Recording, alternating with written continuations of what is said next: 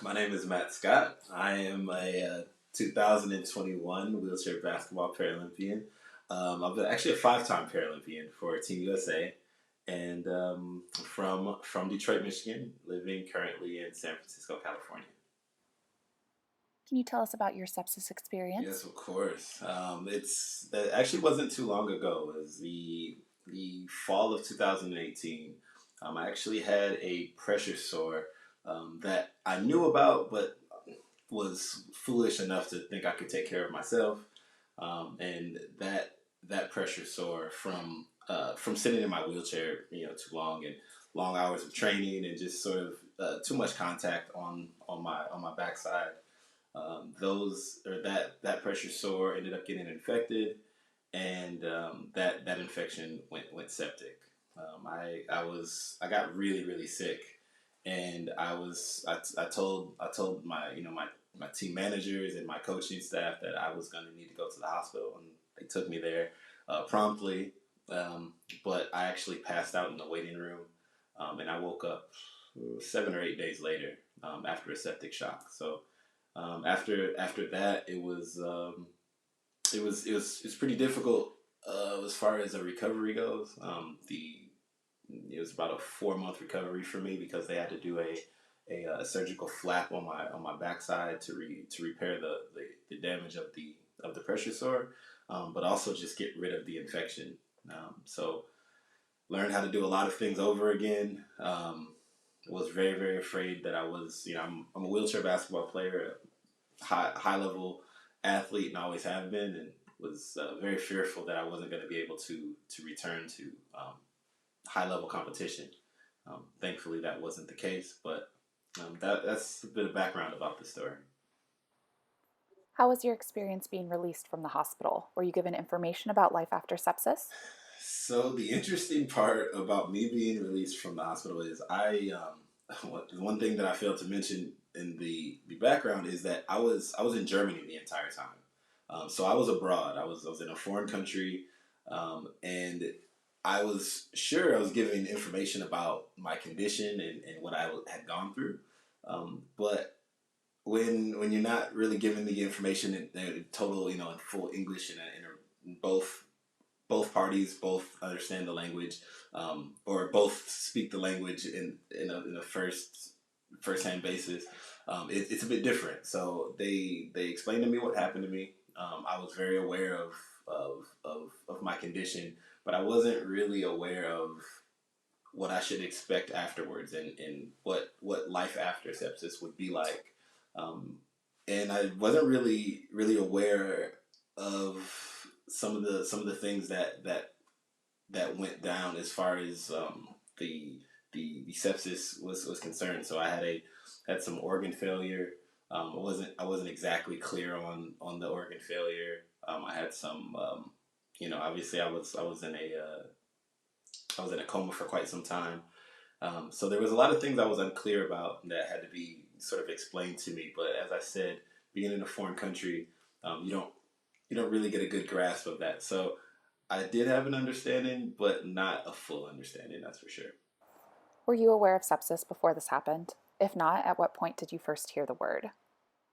The first time I heard the word sepsis, I was in the hospital bed in Germany, just being told that I just survived a septic shock, and they sort of went into detail on what actually meant. So I was very unaware of sepsis and what would have caused it. But obviously, everybody just sort of WebMDs themselves whenever anything goes wrong. So I spent a lot of that 4 months in the hospital just sort of looking at what could have caused it, and what types of things go into a sepsis, condition. So I was aware of it, and I educated myself and asked a lot of questions, but I was unaware of it prior to being diagnosed. Is there anything that surprised you when you learned more about sepsis or surviving sepsis? So one thing that was surprising to me, I was always told afterwards, like, oh, you're so lucky that you survived this. Like, it's, there's so, the survival rate of this isn't very high. And I don't know why that seemed like something that they just said. It just seemed like it didn't really seem like I knew what I went through was very serious, and I knew that it was very life threatening, and that I was very very near death in the situation that I was in. But when they say not many people make their ways out of this, I didn't know if that was just something that they said. And as I did more research and looked more into it, and I saw that it is something that very few people recover from, especially as serious as that I had it. Um, that really blew me away, and it really motivated me to share my story and let people know that it is a possibility, and that the things that they are experiencing, maybe they're going through it at the moment, or they're having some of the difficulties that sepsis brings currently. I'm very motivated to share my story because it's very much a success story, and there's a lot of detriment, there's a lot of difficulty going through it, but there is a light at the end of the tunnel. So you were diagnosed with severe septic shock in November 2018, and you were back on the basketball court 6 months later for Team USA tryouts in May 2019, which is truly incredible. Can you tell us more about what recovery was like and how you found the strength to persevere during what you've called one of the most difficult experiences of your entire life?